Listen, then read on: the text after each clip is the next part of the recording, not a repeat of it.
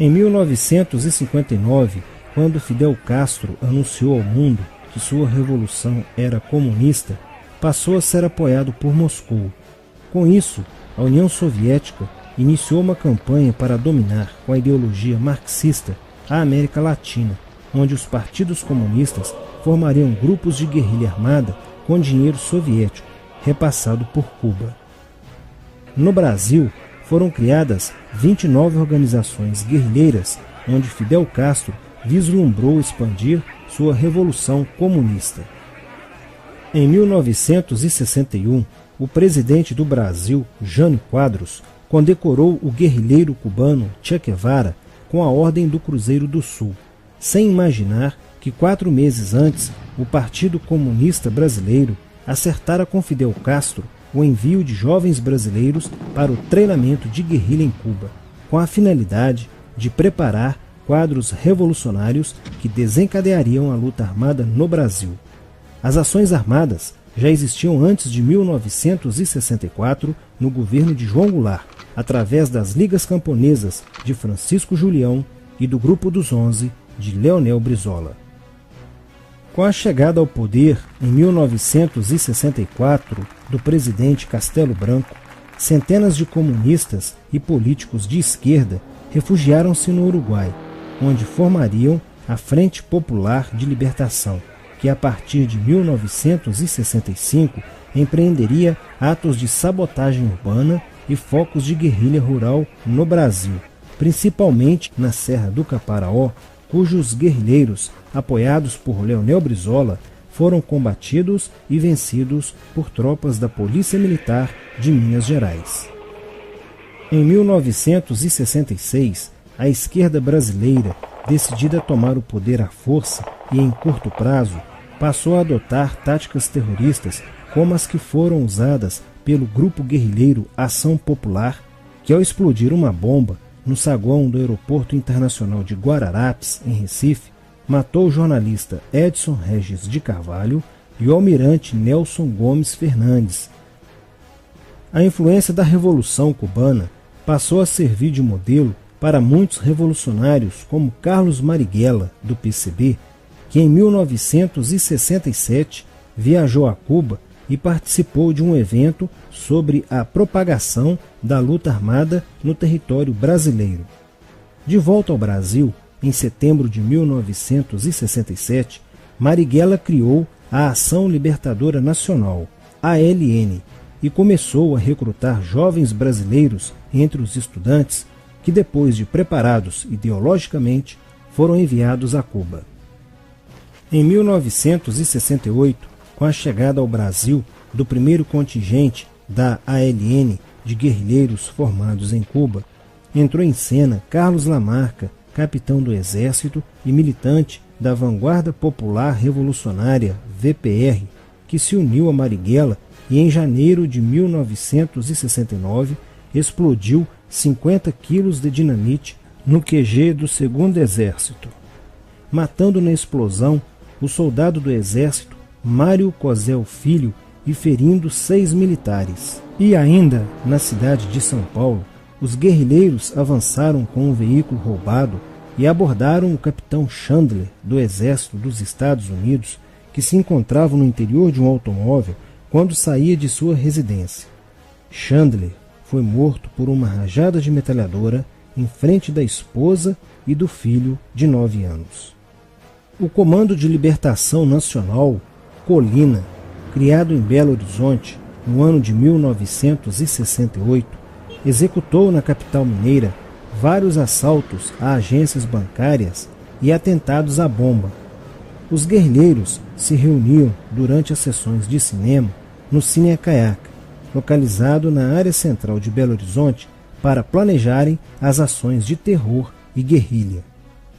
A situação estava ficando caótica no país. Os guerrilheiros praticavam atentados à bomba nas grandes cidades, matando e ferindo vários inocentes, aumentando a insegurança e o medo da população, que passou a exigir ações imediatas do governo brasileiro para acabar com a violência praticada pela guerrilha. Atendendo ao clamor público para combater o terrorismo e a guerrilha com mais rigor, o presidente Costa e Silva editou o Ato Institucional número 5, AI-5, que previa o exílio e punições mais severas aos autores de atos de guerrilha terrorista praticados contra a população brasileira. Em desafio à nova medida do governo de proteção à sociedade, Carlos Marighella, em 1969, lançou o seu mini-manual do guerrilheiro urbano. Neste mesmo ano, só no Rio de Janeiro, a ALN, para aumentar os seus recursos financeiros, praticou 30 assaltos, sendo a maioria deles contra as agências bancárias. E ainda, em 1969, a ALN, juntamente com o movimento revolucionário 8 de outubro, o MR8, sequestrou o embaixador dos Estados Unidos, Charles Burke. O sequestro foi sugerido pelo guerrilheiro Franklin Martins. Os guerrilheiros exigiram a libertação de 15 presos políticos, dentre os quais se encontrava José Dirceu. A exigência foi prontamente atendida pelo governo militar. A ALN estava prestes a sofrer um grande golpe quando Marighella começou a cair. Após a prisão de um militante de sua organização, no dia 1º de outubro de 1969, os dados fornecidos pelo militante da ALN preso coincidiram com informações prestadas por outro militante da VPR, que também denunciou o envolvimento de vários religiosos com grupos de guerrilha, entre eles Frei Beto. Quando Frei Fernando e Frei Ivo, também envolvidos com os grupos guerrilheiros, foram presos e logo após interrogados, os religiosos entregaram o ponto de contato de Carlos Marighella, na cidade de São Paulo.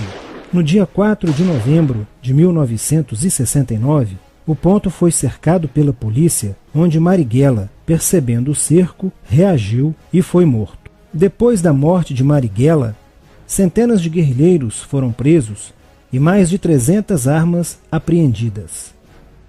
2 sequestros de diplomatas, o embaixador alemão Enfried von Hollenberg e o cônsul japonês Nobuo Okushi, foram feitos às pressas para libertar os guerrilheiros que continuavam presos. Inspirados no marxismo cultural, vários militantes da esquerda brasileira iniciaram a estruturação de uma organização que se infiltrou nas faculdades brasileiras, bem como no meio artístico e cultural, e principalmente nas edições de jornais, setores estes com grande poder de influência sobre a formação da opinião popular. Durante as manifestações, vários militantes comunistas, usando armas de fogo, eram infiltrados no movimento estudantil e disparavam contra os manifestantes, na intenção de colocar a opinião pública contra o regime militar. Com a morte de Marighella, Lamarca havia assumido a posição de líder mítico, que sustentava a esperança na vitória comunista. Em 1970, quando o embaixador suíço Giovanni Butcher foi sequestrado, o governo se recusou a soltar os presos da lista apresentada pelos guerrilheiros. Depois de 40 dias de sequestro, os guerrilheiros quiseram matar o embaixador suíço. Porém, o governo militar cedeu e as exigências dos guerrilheiros sequestradores foram atendidas, preservando a vida do diplomata. Na cidade de São Paulo, o cerco sobre a vanguarda popular revolucionária, liderada por Carlos Lamarca, estava se fechando. Isso fez com que Lamarca fugisse para o Vale da Ribeira e montasse um campo de treinamento para a guerrilha. Na tentativa de descobrir este campo, tropas da Polícia Militar do estado de São Paulo foram deslocadas para a região. No dia 8 de maio de 1970, um pelotão comandado pelo tenente da Polícia Militar, Alberto Mendes Júnior, foi emboscado e rendido por guerrilheiros da VPR. O tenente Mendes foi feito refém e obrigado a seguir com os guerrilheiros na direção de 7 Barras. Depois de um dia e meio andando pela mata, Lamarca formou um tribunal revolucionário e decidiu matar o tenente Mendes, que teve o crânio esmagado por coronhadas de fuzil desferidas pelos guerrilheiros Diógenes e Fujimori. Apesar do cerco, Lamarca conseguiu escapar e em 1971 chegou ao sertão da Bahia. Depoimentos de guerrilheiros presos em Salvador levaram o exército ao esconderijo de Lamarca, que, estando armado de metralhadora, reagiu à prisão e foi morto. Após a morte de Lamarca, o número de militantes presos era bem maior que o número de guerrilheiros em ação no Brasil. Os guerrilheiros, percebendo que o cerco estava se fechando, passaram a sequestrar aviões comerciais e obrigar o piloto a desviar para outro país, onde pudessem se exilar. 4 desses aviões foram desviados para Cuba. Os guerrilheiros comunistas estavam perdendo a guerra. Os militantes que abandonavam as armas eram acusados de traição nos tribunais vermelhos e executados pelos próprios companheiros, em atos de justiçamento. Já no início de 1971, o PCdoB conduzia o trabalho de campo na região do Araguaia, na divisa entre os estados de Goiás, Pará e Maranhão, com a missão de implantar um núcleo guerrilheiro que tinha por objetivo fomentar uma revolução socialista, onde centenas de guerrilheiros já haviam se estabelecido há pelo menos 6 anos. No início de abril de 1972, o presidente Médici enviou à região do Araguaia equipes especializadas em inteligência que, da busca do conhecimento sobre a atividade clandestina, logo efetuaram as primeiras prisões, entre elas a de José Genuíno, primeiro guerrilheiro preso no Araguaia. Logo após, o exército sofreu as suas primeiras baixas, ao ter um grupamento emboscado por elementos liderados por Oswaldo Orlando da Costa, conhecido por Oswaldão.